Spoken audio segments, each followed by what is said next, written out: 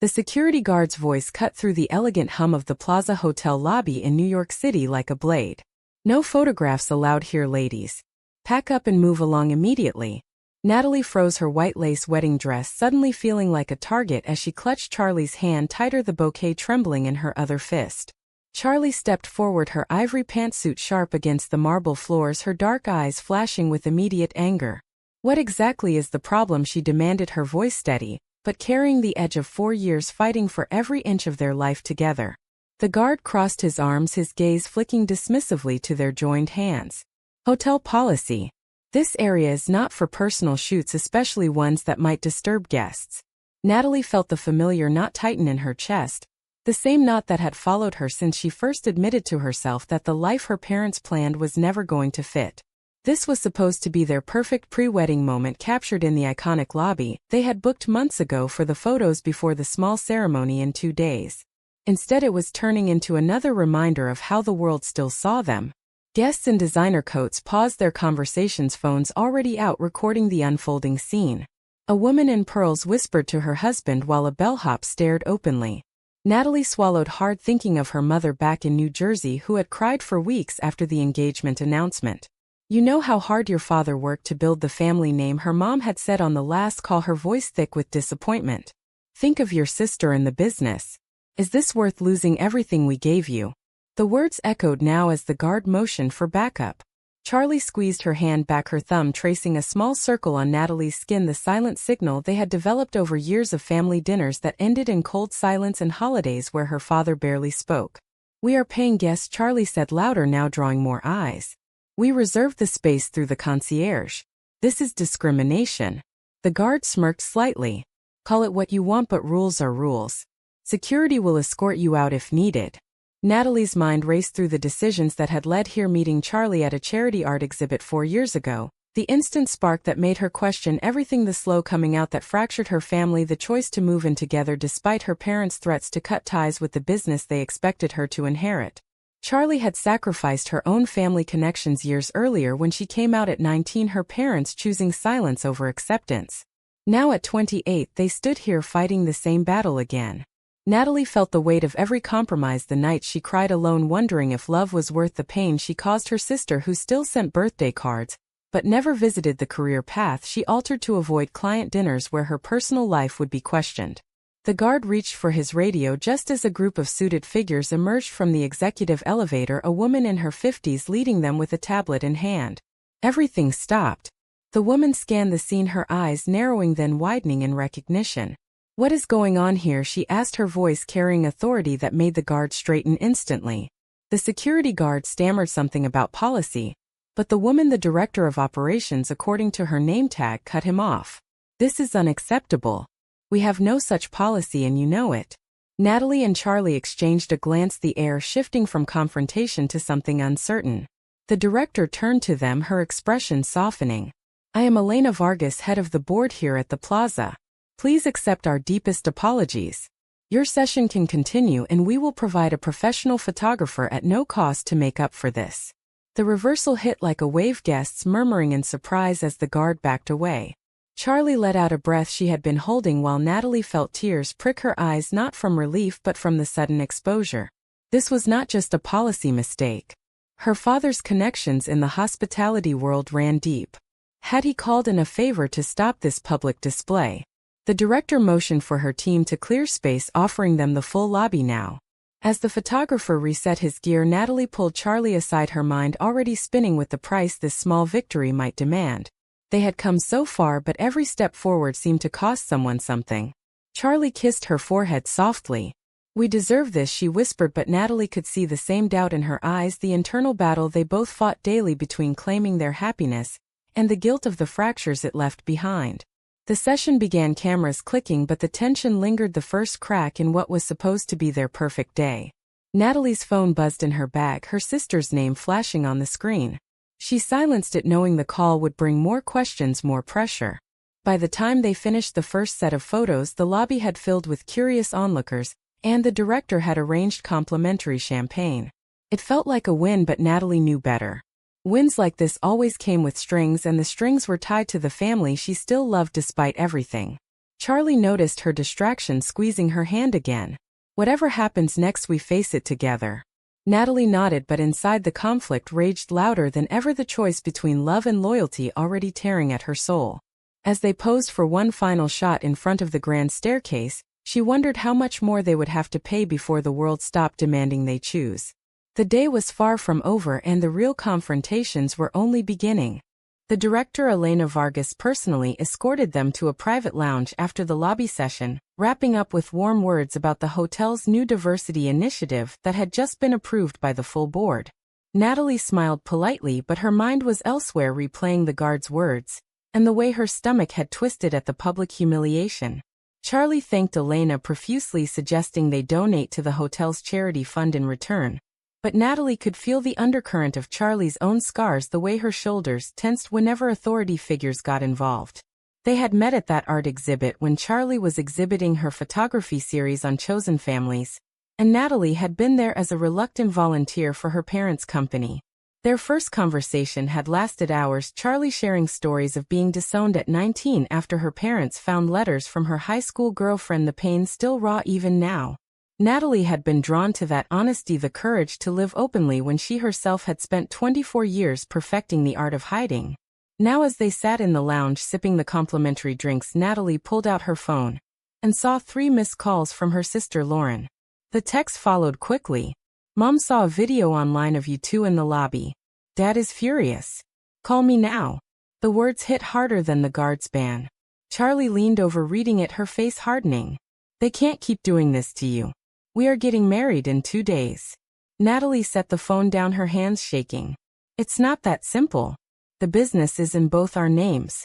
If they cut me out, what happens to the employees who rely on us?"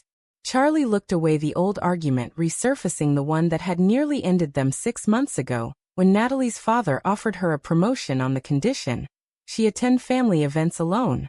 "You always choose them over us in the end," Charlie had said, then her voice breaking. But Natalie had chosen Charlie that time, walking away from the raise and the approval. The cost had been months of silent treatment from her mother and Lauren refusing to visit their apartment. Now, with the wedding looming, the pressure had intensified, her mother sending daily messages about how the relatives were talking, how the family name would be tarnished. Natalie stood pacing the lounge, the moral weight crushing her. Was love supposed to demand she destroy the foundation her parents had built from nothing, immigrating with nothing, and creating a life she benefited from? Charlie watched her quietly, then pulled her into a hug. "Remember when we first said I love you on that rooftop in Brooklyn? You told me you were scared, but you chose me anyway. That choice is still yours." Natalie buried her face in Charlie's shoulder, inhaling the familiar scent of her perfume, the one constant in the chaos. They left the hotel shortly after, arranging to return for the ceremony.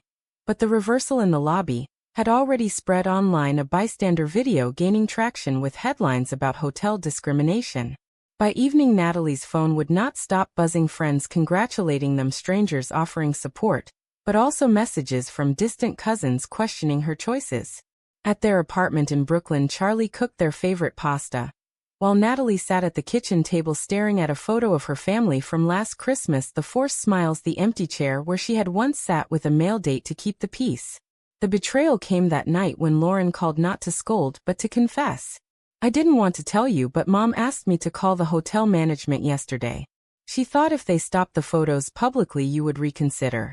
Natalie felt the floor drop away. Her own sister had tried to sabotage their day. Charlie overheard the conversation, her face paling as the pieces clicked. The guard had acted on a tip. "How could you?" Natalie whispered into the phone, the pain raw and immediate. Lauren sobbed on the other end. "I thought I was protecting you. Dad said the business would suffer. But I see now it was wrong." The call ended with promises of amends, but the damage was done, the trust fractured. Natalie turned to Charlie, tears streaming. "She chose them over me." Charlie held her close, her own eyes wet with memories of similar betrayals from her past. "We choose us now." But Natalie lay awake that night, the internal war raging louder. The director's reversal had given them the lobby back, but it had exposed the deeper cracks in her family, the moral dilemma of whether her happiness justified the pain she inflicted on those who raised her. Charlie sacrificed sleep to comfort her, whispering plans for their future, the house they wanted, the family they would build on their own terms. By morning, Natalie had made a quiet decision to confront her parents directly after the wedding, but the cost already felt immense, the guilt a constant companion. They returned to the hotel the next day for rehearsal, the staff now overly accommodating, but the joy was tainted. Natalie watched Charlie laugh with their mutual friends, the ones who had stood by them through everything, and wondered if the price of this love was one she could truly afford to pay. The board had reversed the ban, but nothing could reverse the years of conditioning that made her question every choice. As they practiced their vows in the private chapel, Natalie felt the first real tears of the weekend fall, not from happiness, but from the realization that awakening to her truth had come at the expense of the only family she had ever known. Charlie noticed and pulled her aside after the rehearsal. "Whatever happens tomorrow, we walk down that aisle together." Natalie nodded, but the doubt lingered, the trade-off becoming clearer with every passing hour. The story of their love was beautiful, but the chapters written in sacrifice were the ones that hurt the most. The morning of the wedding dawned bright over Manhattan, but inside their suite at the Plaza, Natalie could feel the storm brewing. Charlie was in the adjoining room getting her hair styled, laughing with their best friend Mia, while Natalie stared at her reflection in the mirror, the white dress now hanging on the door like a question mark. The director's intervention the day before had made headlines locally, a positive spin on inclusion, but her mother's texts had turned from pleading to cold silence. Lauren had sent a single message that morning: "Dad is coming anyway, but he wants to talk before the ceremony." Natalie had not replied, the betrayal from her sister still fresh, the moral weight of family loyalty versus personal truth pressing on her chest like a stone.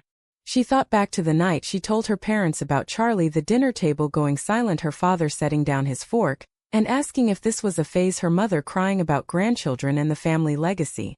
Charlie had waited outside in the car that night, ready to drive away if needed, but Natalie had chosen to stay and fight for understanding. It had taken months for even basic acknowledgement, and now on this day the cracks threatened to split wide open. Charlie entered the room stunning in her suit, her eyes softening at the sight of Natalie's tense posture. "Hey, we do not have to do this if you are not ready." Natalie shook her head, pulling her close. "I am ready for you. Always. But the family part is killing me." They descended to the ballroom where the small ceremony would take place, the director Elena waiting with a bouquet of extra flowers as a gesture. The reversal had extended to full support, the hotel covering upgrades, and even inviting local press for a positive feature. It felt like vindication, but as guests arrived, Natalie spotted her parents in the back row, her father stone-faced, her mother dabbing her eyes. Lauren sat between them, avoiding eye contact. The ceremony began with Mia reading a poem about chosen families, Charlie exchanging vows, first her voice strong as she promised to stand by Natalie through every battle. When it was Natalie's turn, the words caught in her throat, the internal conflict peaking. "I choose you every day," she said, finally, the tears falling as she slipped the ring on Charlie's finger. The kiss that followed was soft and real, the applause from their friends drowning out the silence from her family. But the confrontation came during the reception when her father pulled her aside in the corridor, his voice low. "This stunt with the lobby video has hurt the business. Clients are calling. You need to make a choice, Natalie. Her or us." Charlie saw the exchange from across the room, her face hardening as she approached. "No one makes her choose." The argument escalated quickly, her father accusing Charlie of stealing his daughter, her mother joining in with pleas about tradition. Natalie stood between them, the pain of years of compromise boiling over. "You raised me to be honest," she said, her voice breaking. "This is me being honest. If that costs me the business, so be it." Lauren stepped in then, her earlier betrayal hanging between them. "I was wrong to call the hotel," she admitted, but Dad made it sound like the only way. The board director Elena appeared again, as if sensing the tension, offering to mediate, but the damage was done. Natalie made the decision in that moment to sign over her shares in the family business, the papers already drawn up in her bag, a sacrifice she had prepared for weeks. The price was immediate, her father's face crumbling, her mother's sobs echoing in the hallway. Charlie held her as they returned to the reception, the happiness of the day now laced with grief. Later that night in their suite, Charlie traced the lines on Natalie's palm. "You gave up everything for us." Natalie shook her head. "I gave up what was holding me back." But the awakening came with cost, the moral question of whether her freedom justified their pain, keeping her awake until dawn. The next morning headlines praised their story, but private messages from relatives condemned it. Charlie suggested they take a short honeymoon anyway, a quiet trip upstate, but Natalie knew the real journey was just beginning, the one where they rebuilt from the ruins of old loyalties. As they packed, Natalie deleted the family group chat, the final severance, a decision that felt both liberating and devastating. Charlie kissed her forehead. "We build our own family now." The words rang true, but the internal scars remained, the trade-off, etched into every future plan. Weeks after the wedding, the fallout continued like ripples in a pond that refused to settle. Natalie and Charlie had returned from their upstate cabin to their Brooklyn apartment, the space now feeling both sanctuary and battlefield. The family business shares had been transferred, Natalie receiving a modest payout that barely covered their rent for a year, the sacrifice concrete and irreversible. Her phone stayed silent, no calls from her mother, no texts from Lauren, the isolation a new kind of pain.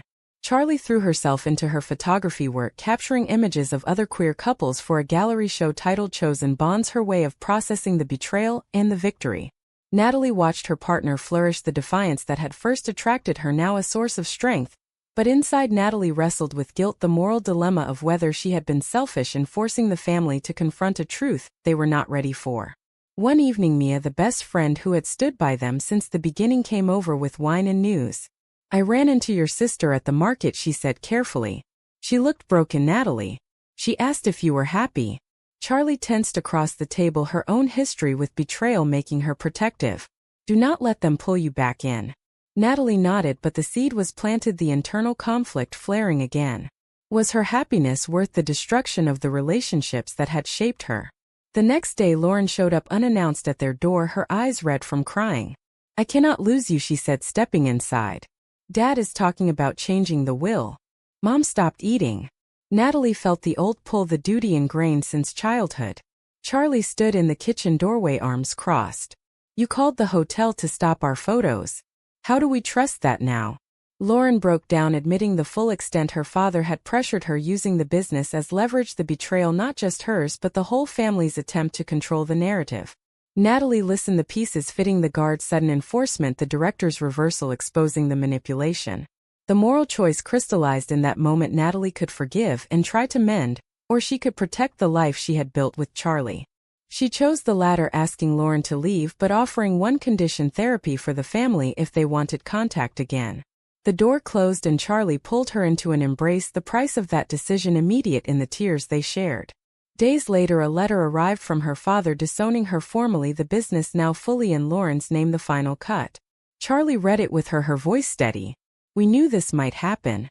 But Natalie felt the loss like a physical wound, the awakening to her own strength coming through the grief. They attended Charlie's gallery opening that weekend, the show a success, featuring a portrait of them in the hotel lobby the moment after the director's arrival, the image capturing both the shock and the hope. Guests praised the work, but Natalie noticed a couple in the corner whispering, the social prejudice still present even in supportive spaces. Charlie sold the first piece to a collector who shared their own coming-out story, the cycle of pain and triumph continuing. Back home, Natalie made a list of the costs, the family holidays they would miss, the nieces and nephews she might never know, the career path forever altered. Charlie added her own, the estranged parents, the friends who had faded when she chose authenticity. Together they burned the list in the sink, a ritual of release, but the smoke lingered, the internal questions unanswered. Was the love they shared enough to fill the voids left behind?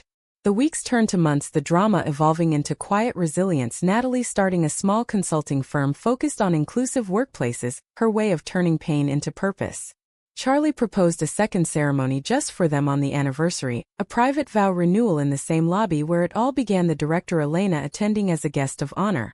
The reversal that day had been the spark, but the real change came from within, the choices they made daily to choose each other despite the world and the family that demanded otherwise. As they stood in the lobby again, hands joined, Natalie felt the peace settle, the moral conflict easing into acceptance. The price had been high, but the reward was a life built on truth. The second ceremony in the lobby felt like closing a circle, the same marble floors now welcoming them without hesitation, the staff smiling as Elena directed a small setup of flowers and candles. Natalie wore a simple dress this time, Charlie in a new suit, their friends gathered in a tight circle, the absence of family a silent ache but no longer a defining wound.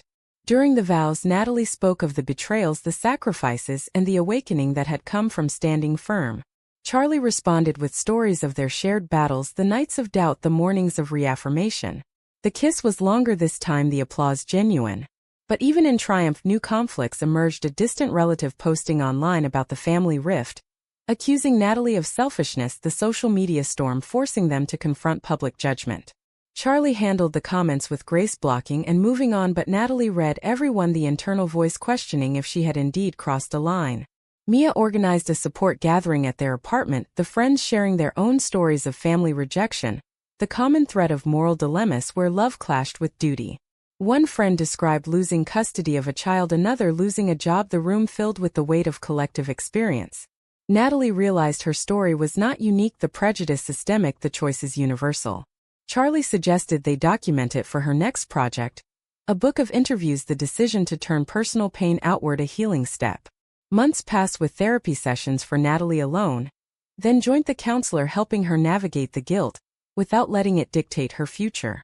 Her mother sent a single card on her birthday, a simple happy birthday, no mention of Charlie, but it was a crack in the wall. Charlie encouraged her to reply with a photo of them smiling, the small gesture a test of waters. The response came weeks later, a call from Lauren asking to meet neutral ground. The meeting at a cafe was tense, Lauren explaining the family business struggling without Natalie's input, the father regretting the disownment but too proud to admit it. Natalie listened, the moral question returning, was reconciliation possible without compromising her marriage? She offered limited contact, no business involvement, the boundary firm. Charlie waited outside the cafe, supportive but clear that the final choice remained Natalie's. The drive home was quiet, Natalie processing the trade-off, peace with family at the cost of full autonomy or full autonomy at the cost of peace. She chose the latter, the awakening complete in that decision. The year ended with a holiday. They created their own traditions, the tree decorated with ornaments from their travels, the dinner shared with chosen family. Charlie gifted her a framed photo from the original lobby day, the director's arrival captured in the background, the image a reminder of how one reversal had sparked their greatest growth. Natalie hung it above their bed, the daily view reinforcing the value of their choices.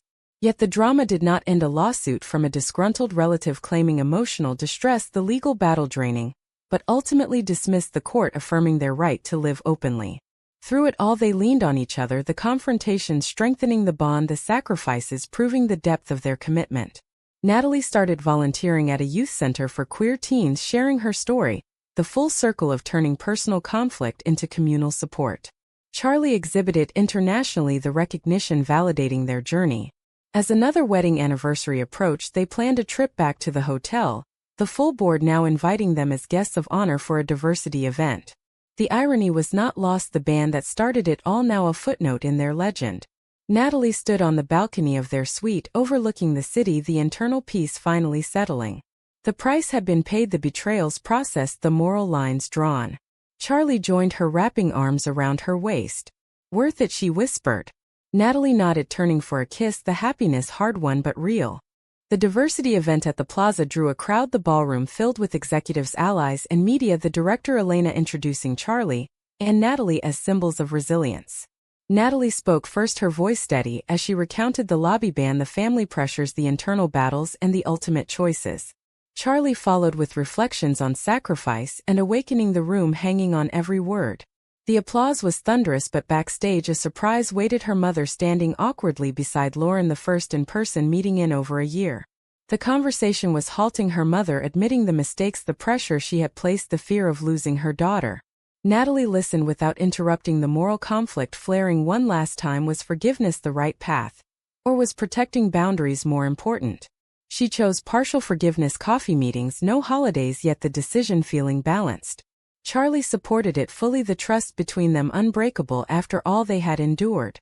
Back in Brooklyn, life settled into a rhythm, Natalie thriving in her consulting firm, Charlie publishing her book, the proceeds funding scholarships for young artists from strict backgrounds. The betrayals became stories they told with distance, the sacrifices lessons in strength. One quiet evening as they cooked together, Natalie asked the question that had lingered since the beginning. "Do you ever regret the cost?" Charlie smiled, pulling her close. "Never. Because the life we have is the one we chose." The year closed with a small gathering, their chosen family toasting to love that refused to yield. Natalie looked around the room, the faces that had stood by them through every storm, and felt the full weight of her journey lift. The social prejudices still existed, the family wounds still healed slowly, but the internal peace was hers. As they lay in bed that night, Charlie asleep beside her, Natalie stared at the ceiling, the final awakening clear. Love demanded everything, and in giving it she had gained herself. The story of the two brides who faced the ban and saw the world reverse was now their foundation, a testament to decisions made in fire. In the end, when love demands, you sacrifice family, legacy, career, peace, and the approval of those who raised you. Is choosing your truth the only right path, or does it make you the architect of unnecessary pain for everyone involved?